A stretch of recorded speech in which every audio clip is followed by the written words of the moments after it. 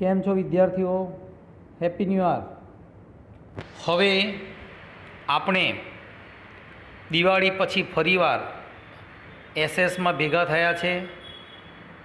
હવે આપણે દરેક પાઠને ધ્યાનથી ભણવાના છે, કારણ કે આ અર્થશાસ્ત્રનો એક ભાગ છે અને આ પાઠને થોડાક ધ્યાનથી જોવાના છે અને ચોપડામાં લખીને બધાએ તૈયાર કરવાના છે. એક પણ પીરિયડ મિસ કરતા નહીં હવે, કારણ કે શાળા અથવા ટ્યુશન ક્લાસ ખુલશે ત્યારે ખુલશે ખરા, ચોક્કસ તમે ચિંતા ના કરશો, ખુલશે ત્યારે ખુલશે, પણ ત્યાં સુધી આપણાથી બેસી ન રહેવાય. કોર્સ ચલાવીએ અને ખુલ્યા પછી પણ કોઈ પણ ડિફિકલ્ટી હશે, કંઈક બાકી રહી ગયું હશે તમે નહીં હોય અને કંઈક ડિફિકલ્ટી હશે તો આપણે સોલ્વ કરીશું અને ફરી ફટાફટ આપણે કલાક વધારે કાઢીને વધારે કાઢીને આપણે કલાક એને આપણે સમજીશું. એટલે બરાબર ધ્યાન આપવાનું છે. પાઠ 17 આર્થિક સમસ્યાઓ અને પડકારો. આપણા દેશની આર્થિક સમસ્યાઓ કઈ છે એ જોવાની. આર્થિક સમસ્યાઓ જોઈએ તો આપણા દેશની અંદર મોટામાં મોટી આર્થિક સમસ્યા, આર્થિક એટલે પૈસાની સાથે જોડાયેલી, એમાં પહેલી છે ગરીબી અને બીજી છે બેરોજગારી. ખાસ યાદ રાખજો, આર્થિક સમસ્યાઓ અને તે પણ મોટા મોટી બે સમસ્યા છે, ગરીબી અને બેરોજગારી, અને બંને વિશે આપણે આ પાઠમાં ભણવાનું છે. અને તેની સામેના પડકારો, કયા પડકારો આપણને ઊભા થાય છે એ આ પાઠમાં ભણવાનું છે. ચિત્રમાં તમે જોઈ શકો છો કે બધી આર્થિક પ્રવૃત્તિઓ બધી સાથે આપણે જોડાયેલા છે. એમાં આપણે બધા ટૉપિક છે અને આ ટૉપિકોને ધ્યાનમાં લઈને દરેક ટૉપિકને ધ્યાનથી સમજવાનો છે. હવે આર્થિક સમસ્યાઓમાં પહેલો ટૉપિક છે આપનો ગરીબી. તો કે ગરીબી વિશે ભણવાનું છે. તો પહેલો પ્રશ્ન થાય, ગરીબી એટલે શું? અને ગરીબી રેખા નીચે અથવા હેઠળ જીવતા લોકોના લક્ષણો જણાવો. કે ગરીબીની વ્યાખ્યા તો બરાબર ત્યાં બહુ સહેલી છે, તમે ધ્યાન આપશો તો પાઠ બહુ સહેલા છે, પણ નહીં ધ્યાન આપો તો કંઈ પણ સમજણ નહીં પડે. ચલો પહેલાં વ્યાખ્યા. ગરીબી કોને કહેવાય? કે જેમને ખોરાક, કપડાં અને રહેઠાણ, આ ત્રણ શબ્દ ના યાદ રહે તો પિક્ચરનું નામ રોટી, કપડાં અને મકાન. જેમને રોટી, કપડાં, મકાન જેવી જીવનની મૂળભૂત પ્રાથમિક જરૂરિયાતો, બરાબર, અથવા બીજો શબ્દ એવું વાપરીએ આપણે કે જેમને રોટી, કપડાં અને મકાન તેમજ પ્રાથમિક જરૂરિયાતો જેવી કે શિક્ષણ અને તબીબી સેવા પૂરતા પ્રમાણમાં મળતી નથી, ત્યારે તેવી સ્થિતિને આપણે ગરીબી કહીએ છીએ. ફરી 5 શબ્દ છે: રોટી, કપડાં, મકાન, શિક્ષણ અને આરોગ્ય. તો આપણે આપણી ભાષામાં એટલે કે જેમને રોટી, કપડાં, મકાન જેવી જીવન જરૂરિયાતની તેમજ શિક્ષણ અને આરોગ્યની સેવાઓ પૂરતા પ્રમાણમાં મળતી નથી, 5 સેવાઓ જેને નથી મળતી, પૂરતા પ્રમાણમાં નથી મળતી, તેવી સ્થિતિને આપણે ગરીબી કહીએ, એને આપણે ગરીબ વ્યક્તિ કહીએ. આપણે તો 5 વસ્તુ મેળવી શકીએ, રોટી, કપડાં, મકાન, શિક્ષણ, આરોગ્ય મેળવી શકીએ છીએ. પણ ઘણા લોકો દેશમાં જો એવા છે કે જેને 5 વસ્તુઓ પૂરતા પ્રમાણમાં મળતી નથી: રોટી, કપડાં, મકાન, શિક્ષણ અને આરોગ્ય. આ 5 વસ્તુઓ જે વ્યક્તિઓને પૂરતા પ્રમાણમાં મળતી નથી, તેવી સ્થિતિને ગરીબી કે સાદી વ્યાખ્યા લખશો તો પણ ચાલશે. લક્ષણો એના જોવાના છે. મસ્ત 3 માર્કનો પ્રશ્ન છે, ભાઈ ગરીબી એટલે શું, તેના લક્ષણો જણાવો. તો પહેલું લક્ષણ ચિત્રમાં તમે જોઈ શકો છો બાજુમાં, કે જે લોકોને 2 ટંક પૂરતું ભોજન મળતું ન હોય, જે લોકોને 2 ટંક પૂરેપૂરું ભોજન ન મળતું હોય એવા લોકોને આપણે ગરીબીમાં એને ગરીબ કહી શકીએ. બીજું, જેમને રહેવા માટે પૂરતા પ્રમાણમાં મોકળાશવાળી જગ્યા, ખુલ્લી જગ્યા ન મળતી હોય. આ શહેરમાં તમે જુઓ છો કે બિચારા ગરીબ લોકો એક જ રૂમમાં અને નાનું મોટું મકાન હોય, એક રૂમ હોય, એમાં રસોડું પણ એમાં હોય ને 4, 5, 6 જણ રહેતા હોય. તો એવી સ્થિતિને પણ, એવા લોકોને પણ આપણે ગરીબ કહીએ. ત્રીજું છે, જેમને ગંદા વિસ્તારોમાં રહેવું પડતું હોય, ઝૂંપડપટ્ટી, ગંદા વિસ્તારોમાં રહેવું પડતું હોય. જેમની આવક નક્કી કરેલી આવકથી પણ ઓછી, સરકારે નક્કી કરેલી કે આટલી એક મહિનાની આવક હોવી જોઈએ, એ આગળ આવશે અમને ભણવાનું, અને એનાથી ઓછી હોય તેને ગરીબ કહેવાય.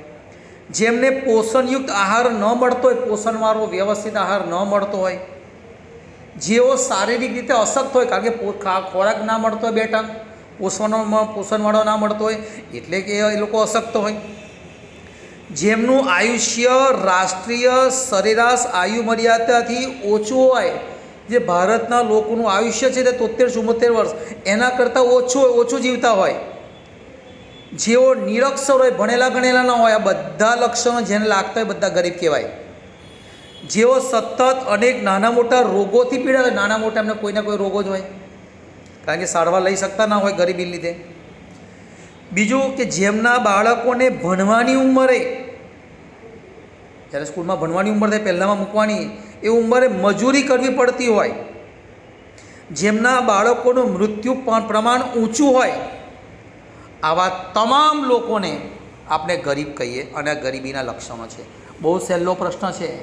એક ગરીબીની વ્યાખ્યા 5 શબ્દ: રોટી, કપડાં, મકાન, શિક્ષણ અને આરોગ્ય. ભેગા કરી દેવાના. રોટી, કપડાં, મકાન, શિક્ષણ અને આરોગ્ય. આ 5 વસ્તુઓ જેને પૂરતા પ્રમાણમાં ન મળતી હોય એને આપણે ગરીબી, એવી સ્થિતિને આપણે ગરીબી કહીએ છીએ. અને એના લક્ષણો આગળ પાછળ થાય તો ચાલે. આ 3 માર્કનો પ્રશ્ન ચોપડામાં લખવાનો સરસ રીતે અને એને તૈયાર કરવાનો. આની PDF હું મૂકી દઈશ આગળ. હવે ગરીબી રેખા એટલે શું અને ગરીબીનું માપન, આ ગરીબ છે, આ મધ્યમ વર્ગનો છે, આ શ્રીમંત છે, એવું માપન કેવી રીતે નક્કી થાય? સરકાર માપવા જ જાય ઘેરે ઘેર? ના. આટલો મોટો દેશ, આટલી બધી વસ્તી, એનું માપન કેવી રીતે કરવામાં આવે છે? તો ખાસ યાદ રાખવાનું છે આપણે, બરાબર ધ્યાન આપજો. તો કે ગરીબી રેખા એટલે શું, ગરીબીનું માપન સી રીતે થાય, આ પણ પ્રશ્ન મોસ્ટ એમપી. તો પહેલી વાત કરીએ કે ગરીબી રેખાનો ખ્યાલ સૌ પ્રથમ WHO, WHO એટલે વર્લ્ડ હેલ્થ ઓર્ગેનાઇઝેશનના નિયામક બોર્ડે, બરાબર, નિયામક બોર્ડ ઓરે રજૂ કર્યો હતો. વિકલ્પમાં પૂછે કોણે રજૂ કર્યો હતો, બરાબર. હવે પ્રશ્નનો જવાબ, ગરીબી રેખા એટલે શું? તો ધ્યાન આપજો, આપણને સહેલું છે, ધ્યાન આપશો તો. અનાજ, વસ્ત્ર, રહેઠાણ, શિક્ષણ, આરોગ્ય, એટલે પેલા 5 આગળના ટોપિક પાછા લેવાના આપણી ભાષામાં. રોટી, કપડાં, મકાન, શિક્ષણ, આરોગ્ય. આ સહેલી ભાષા. રોટી, કપડાં, મકાન, શિક્ષણ, આરોગ્ય. હવે જોઈન કરો. પીવાનું ચોખ્ખું પાણી, આગળ પાછળ થાય ચાલશે. વીજળી, સેનિટેશનની સુવિધા, વાહન વ્યવહારની સુવિધા, પાછળ થતો ખર્ચ, આટલાની પાછળ થતો ખર્ચ, 5 વત્તા બધી વસ્તુઓ જે લખી એની પાછળ થતો ખર્ચ, તેમજ આવક મુજબ તથા કેલેરીને આધારે કે કેટલી કેલેરીવાળો ખોરાક લે છે, જીવન ધોરણની નક્કી કરેલ સપાટીને ગરીબી રેખા કહેવામાં આવે છે. હજુ આપણે ટૂંકો પ્રશ્ન કરીએ અને શોર્ટ આપણી ભાષામાં. તો કે રોટી, કપડાં, મકાન, શિક્ષણ, આરોગ્ય, પીવાનું ચોખ્ખું પાણી, વીજળી, સેનિટેશનની સુવિધા, વાહન વ્યવહારની સુવિધા, બરાબર, પાછળ થતો ખર્ચ, તેમજ આવક, પછી આપણી ભાષામાં તેમજ આવકના આધારે જીવન ધોરણ નક્કી કરેલ છે એ સપાટીને ગરીબી રેખા કહેવામાં આવે છે. હવે સહેલો થઈ ગયો પ્રશ્ન. હવે ગરીબી રેખાનું માપન કેવી રીતે કાઢે છે? તો કે ગરીબી રેખાનું માપન કરવા 2 રીતો છે. પહેલી રીત, કોઈ એક કુટુંબ દ્વારા વિભિન્ન વસ્તુઓ પર કે સેવાઓ પર કરવામાં આવેલ ખર્ચને આધારે, મતલબ કોઈ એક કુટુંબ છે, એક કુટુંબ દ્વારા વિવિધ વસ્તુઓ, જે ઘરમાં વસ્તુઓ વાપરતા હોય, વિવિધ સેવાઓ, મોબાઈલ સેવા છે, ટેલિફોન સેવા છે, પછી આપણી ઇન્ટરનેટ સેવા છે, બધી સેવાઓ જે છે એ સેવાઓ પર કરવામાં આવેલ ખર્ચ કે કેટલો ખર્ચ કરે છે તેના આધારે. જ્યારે આપણી વસ્તી ગણતરી કરવામાં આવે છે ને ત્યારે ફોર્મ લઈને આવે છે. એમાં એવું નહીં કે વસ્તી ગણતરી કરી જાય છે. એ વસ્તી ગણતરીમાં ઘરમાં કેટલા સભ્યો છે, સ્ત્રી છે કેટલા, પુરુષ છે કેટલા, કેટલું ભણેલા છે, તમે ઘરમાં ફ્રીજ વાપરો છો, ટીવી વાપરો છો, તમારે પાસે બાઇક છે, 4 વ્હીલ છે, AC છે, કેટલા પંખા છે, એ બધું લખીને જાય છે, એના આધારે નક્કી કરે કે આ ઘર કેટલી સેવાઓનો ઉપયોગ કરે છે, અને સેવાઓના ઉપયોગ ઉપરથી ખબર પડે કે માણસ ગરીબી રેખાની નીચે આવે કે ન આવે. હવે સમજ્યા વાતને? તો કે કોઈ એક કુટુંબ દ્વારા વિભિન્ન વસ્તુઓ કે સેવાઓ પર કરવામાં આવેલા ખર્ચને આધારે એ કેટલો ખર્ચ કરે એની પરથી નક્કી થાય. બીજું, કુટુંબ દ્વારા મેળવેલ કુલ આવકના એ કુટુંબ કુલ કેટલી આવક મેળવે છે અને આવક સામે કેટલા વ્યક્તિઓ ઘરમાં ખાનારા છે એની પરથી નક્કી થાય કે આ વ્યક્તિ ગરીબી રેખા નીચે છે કે ઉપર છે. આ બે રીત દ્વારા ખબર પડે. અને જ્યારે વસ્તી ગણતરી કરવાનું ત્યારે બધું લખી જાય છે. એની પછી સરકાર નક્કી કરી દે કે ભાઈ આટલા લોકો ગરીબી રેખા નીચે, આટલા લોકો મધ્યમ ને આટલા લોકો શ્રીમંત. બીજું, અનાજ, કઠોળ, દૂધ, શાકભાજી, કપડાં, રહેઠાણ જેવી તદ્દન પ્રાથમિક જીવન જરૂરિયાતો, પ્રાથમિક વસ્તુઓ છે કે આ ગરીબ હોય, મધ્યમ વર્ગ હોય કે શ્રીમંત, બધાને જોયા. આના સિવાયનું બીજું કંઈ નહીં હોય ચાલે, પણ આટલી વસ્તુ તો બધાને જોઈએ, એને પ્રાથમિક જરૂરિયાતો કહેવાય. અને આટલું આ પાછું ના યાદ રહે તો આપણે ઉપરના શબ્દ 5 લખી દેવાના: રોટી, કપડાં, મકાન, શિક્ષણ, આરોગ્ય જેવી, પાછળ જેવી તદ્દન પ્રાથમિક જરૂરિયાતો લઘુત્તમ બજાર ભાવે, લઘુત્તમ બજારમાં જે ભાવ ચાલતો એ ભાવે પણ જો વ્યક્તિ પ્રાપ્ત કરી શકતો ન હોય એવું વાક્ય લઈ લે તો તેઓ નિરપેક્ષ રીતે ગરીબ કહેવાય. આપણે મધ્યમ વર્ગમાં આવીએ છીએ, પણ ઘણીવાર શું થાય કે પગાર આવે બરાબર, મહિનાનો પૂરો થાય, અઠવાડિયું બાકી હોય એટલે આપણે ઘેર આપણા પૈસા પૂરા થઈ ગયા અને આપણે શોધતા થઈએ આપણે, એટલે કંઈક જરૂર પડે એટલે કોઈ આ મિત્ર પાસેથી કોઈ પાસે લાયેલા 2-5 હજાર હમણાં જરૂર છે, પગાર થઈ પાછા આપી દઈશ, 2-5 હજાર લઈને ઘરમાં વસ્તુઓ જે ખૂટતી આપણે લઈ આવીએ. એટલે સામે બહાર દુનિયાને ખબર ન પડે કે આપણે તકલીફ પડીને આપણે પૈસા લીધા અને આપણે આ રીતે ઘર ચાલ્યું. પણ આપણે કહેવાય મધ્યમ વર્ગ, પણ નિરપેક્ષ રીતે આપણે શું કહેવાય? એક રીતે તો આપણે ગરીબ જ કહેવાઈએ. તો યાદ રાખજો, ખાસ આ પ્રશ્ન લખીને તૈયાર, ગરીબી રેખા એટલે શું, ગરીબીનું માપન કેવી રીતે થાય છે. ફરી રિપીટ કરું છું મેં આપણા 5 શબ્દો: રોટી, કપડાં, મકાન, શિક્ષણ, આરોગ્ય, પીવાનું પાણી, વીજળી, સેનિટેશનની સુવિધા, વાહન વ્યવહારની સુવિધા, પાછળ થતો ખર્ચ તેમજ આવક મુજબ બરાબર નક્કી કરેલ સપાટીને ગરીબી રેખા કહેવામાં આવે છે. આપણે સાદું વાક્ય વચ્ચેના આપણે 2 શબ્દ કાઢી નાખીએ. માપન કેવી રીતે? તો કે કોઈ કુટુંબ દ્વારા વિભિન્ન વસ્તુઓ કે સેવાઓ પર કરવામાં આવેલા ખર્ચને આધારે. ત્રીજું, કુટુંબ દ્વારા મેળવેલ કુલ આવકના આધારે, કેટલી આવક મેળવે છે એની પર. અને નીચે કે નિરપેક્ષ ગરીબ કોને કહેવાય? નિરપેક્ષ ગરીબ, નિરપેક્ષ દેખાય ન, તો કે રોટી, કપડાં, મકાન, શિક્ષણ, આરોગ્ય જેવી પ્રાથમિક જરૂરિયાતો બજાર ભાવે પણ ખરીદી શકતા ન હોય તેવા લોકોને તે લોકો નિરપેક્ષ ગરીબ કહેવાય. હવે આગળનો પ્રશ્ન: આર્થિક સમસ્યાઓ અને પડકારો, એમાં ગરીબી અને બેરોજગારી. હવે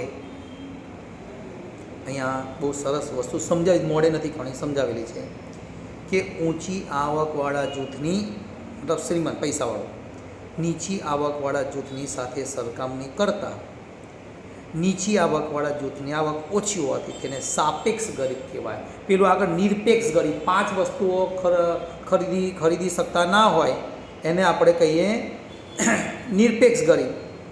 અને આ કેવા ગરીબ કે કોઈ પૈસાવાળો વ્યક્તિ છે એની સામે આપણે મધ્યમ વર્ગને ઊભો રાખ્યો તો એની આવક વધી છે ને આપણી આવક ઓછી થઈ, એની સામે એ શ્રીમંત જે પૈસાવાળો છે એની સામે આપણે કેવા કહેવાય? ગરીબ કહેવાય. પણ આપણે કેવા ગરીબ? સાપેક્ષ, મતલબ સાપેક્ષ એટલે હાજરી, એની સામે એની હાજરીમાં આપણે ગરીબ. ઉદાહરણ આપ્યું છે જો સરસ, કે ઉદાહરણ એ તો કે એ બરાબર 10,000, બી બરાબર 20,000 અને સી બરાબર, આ 3 વ્યક્તિ છે, એ વ્યક્તિ, બી વ્યક્તિ, સી વ્યક્તિ. એક જણની 10,000 આવક છે, એક જણની 20,000 છે, એક જણની 30,000 છે. અહીં ત્રણેય વ્યક્તિની આવક જુદી જુદી છે. હવે ધ્યાન આપજો, વચ્ચેનો બી બરાબર, બી 20,000 વાળો છે, તો કે બી વ્યક્તિની તુલનાએ એ વ્યક્તિની આવક ઓછી હોવાથી એ વ્યક્તિ શું કહેવાય? બીની સરખામણીમાં સાપેક્ષ ગરીબ કહેવાય.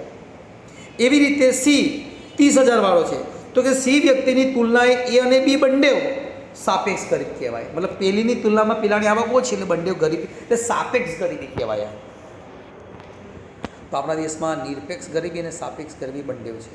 5 વસ્તુઓ ખરી જે મેળવી ન શકતા હોય એને સાપેક્ષ કહેવાય. અને આપણે અહીંયા સરખામણીની વાત કરી, બરાબર, એબીસી, અને અહીંયા સાપેક્ષ ગરીબ કહેવાય. એને પેલો નિરપેક્ષ ગરીબ, આ સાપેક્ષ ગરીબ. હવે છેલ્લો એક ટૉપિક લઈ લે, બહુ સરસ ટૉપિક છે. ભારતમાં ગરીબીનું વર્ણન. 3 જ પ્રશ્ન લઈશ આજે, અને 3 તને લખીને આજે જ તૈયાર કરી લેવાના. ભારતમાં ગરીબીનું વર્ણન કરો. 3 માર્કનો પ્રશ્ન. તો જવાબ છે ભારતમાં આયોજન પંચે 2011-12માં ગરીબી રેખા નક્કી કરવા માટે, આપણા ભારતના આયોજન પછી 2011-12માં ગરીબી રેખા નક્કી કરવા માટે ગ્રામીણ ક્ષેત્રે ગામડામાં રહેતા લોકોનો માથાદીઠ ખર્ચ, એક વ્યક્તિનો માથાદીઠ ખર્ચ મહિનાનો કેટલો? 816, એટલે કે કુટુંબ દીઠ 4080. એ કેવી રીતે 4080 સર? કોઈને પ્રશ્ન થાય તો કે એક કુટુંબમાં વ્યક્તિ 5ની ગણતરી કરે, 816 ગુણ્યા 5. તો ફરી તો કે આ ભારતમાં આયોજન પંચે 2011-12માં ગરીબી રેખા નક્કી કરવા માટે ગ્રામીણ ક્ષેત્રે માથાદીઠ ખર્ચ 816 એટલે કે કુટુંબ દીઠ 4080, અને શહેરમાં રહેતા લોકો માટે માથાદીઠ ખર્ચ કેટલો? 1000. શહેરના લોકોનો ખર્ચ થોડો વધારે 1000, અને માથાદીઠ ફેમિલીનો 5 જણને કેટલો? 5000નું પ્રમાણ નક્કી કર્યું કે આટલી આવક વ્યક્તિ પાસે હોવી જોઈએ. કુટુંબ 5 જણ રહેતા એટલે 5000ની આવક તો એને હોવી જોઈએ. નહીં તો ગરીબ વ્યક્તિ દીઠ 1000 રૂપિયા ઘરમાં ના આવતા હોય, ના આવતા હોય એટલે આપણે ગરીબ કહેવાય. આ માપદંડના આધારે 2011-12માં દેશની કુલ 121 કરોડમાંથી 27 કરોડ લોકો એવા હતા, ગરીબ હતા. મતલબ જે લોકો માથાદીઠ 1000 આવક નથી, કુટુંબ દીઠ 5000 આવક નથી. અને ટકાવારીમાં કરીએ તો ગરીબીનું પ્રમાણ કુલ વસ્તીના કેટલું હતું? 21.9% થયું. જો ઉપરની વ્યાખ્યા પ્રમાણે ગણતરી કરી, આટલા ગરીબો નીકળ્યા, 27 કરોડ લોકો, જે ઉપરના આંકડા પ્રમાણે આવક જોતા ગ્રામીણ અને શહેરી ક્ષેત્રે. સમજી ગયા વાતને તમે? આ વાત થઈ ભારતની. પણ વિશ્વ બેંકે ગરીબી રેખાના ધોરણ માટે 2012માં 2008ના ભાવે માથાદીઠ દૈનિક આવક $101.90 નક્કી કરી. દૈનિક આવક એટલે દિવસની આવક 1.90 ડોલરની વાત કરીએ, 70 રૂપિયા ગણીએ એટલે આપણે રાઉન્ડ ફિગર 150 રૂપિયા ગણીએ આજની ભાષામાં, કે રોજના એક વ્યક્તિ 150 રૂપિયા એટલે મહિનાના 15 તારીખ 4500 રૂપિયા. આપણા આયોજન પંચે કીધું 1000 રૂપિયા વ્યક્તિ દીઠ, આ તો 4500 રૂપિયા થાય. વર્લ્ડ બેંકે આટલું નક્કી કર્યું કે આટલા હોવા જ જોઈએ, નહીં તો ગરીબ. હવે એ પ્રમાણે ભારતની ગણતરી કરીએ તો આ પ્રમાણે આપણે એવું સમજી લો, દૈનિક આવક એટલે આપણે 1.90 એટલે આપણે 140 રૂપિયા ગણીએ, બરાબર. આપણે 150 ગણીએ આપણે રાઉન્ડ ફિગર ગણતરીમાં, તો એક દિવસના 150, તો 30 દિવસના 15 તારીખ 45, 4500. તો એક વ્યક્તિના 4500, 5 વ્યક્તિ હોય તો 4500 ગુણ્યા 5 એટલી આવક હોવી જોઈએ. આવું વિશ્વ બેંક કહે છે. એ પ્રમાણે ભારતની વાત કરીએ તો કે યુએનડીપી એટલે વિશ્વ બેંક, યુએનડીપીના 2015ના અહેવાલ પ્રમાણે ભારતમાં ગરીબીનું પ્રમાણ વસ્તીના 21.92% હતું. 2015ની વાત કરીએ તો ગ્રામીણ ક્ષેત્રે ગરીબીનું પ્રમાણ યાદ રાખજો 25.7%, અને શહેરમાં ગરીબીનું પ્રમાણ હતું 13.7%. મતલબ ગામડામાં ગરીબો વધારે છે. એટલે કે દેશના 26.93% કરોડ ગરીબોમાંથી ગ્રામીણ ક્ષેત્રે 21.65 કરોડ, અને શહેરી ક્ષેત્રે ટકાવારીમાં હા તો 21.65 કરોડ, અને શહેરી ક્ષેત્રે 5.28 કરોડ લોકો ગરીબી રેખાના આંકડા આપ્યા છે, ઉપર ટકા આપ્યા છે. ફરી આયોજન પંચે 2011માં નક્કી કર્યું આંકડો એ પ્રમાણે જોઈએ 27 કરોડ લોકો નીકળ્યા. બરાબર. અને વિશ્વ બેંકને અહેવાલ આપ્યો કે ભાઈ આટલી આવક, આટલા ડોલર આવક હોવી જ જોઈએ, વિશ્વ બેંકે કીધું. અને એ પ્રમાણેની વાત કરીએ તો આપણા દેશની અંદર 2015ના આંકડાની વાત કરીએ, પહેલાં 2012ની વાત કરીએ, 2015ની વાત કરીએ તો કે કુલ વસ્તીમાં 21.92% લોકો ગરીબ નીકળ્યા. એમાં ગ્રામીણ ક્ષેત્ર ટકાવારી ના યાદ રહે કંઈ નહીં, એમાં ગ્રામીણ ક્ષેત્રે બરાબર ના ટકા જ છે 21.92%, તેમાં ગ્રામીણ ક્ષેત્રે 25.7% અને શહેરી ક્ષેત્રે 13.7%. ટકા એટલે યાદ રાખશો તો ચાલશે. એટલે આટલા લોકો આપણા ગરીબી રેખા નીચે જીવતા હતા. આટલી ગરીબી ભારતમાં છે જો આંકડા પ્રમાણે, વ્યાખ્યા પ્રમાણે.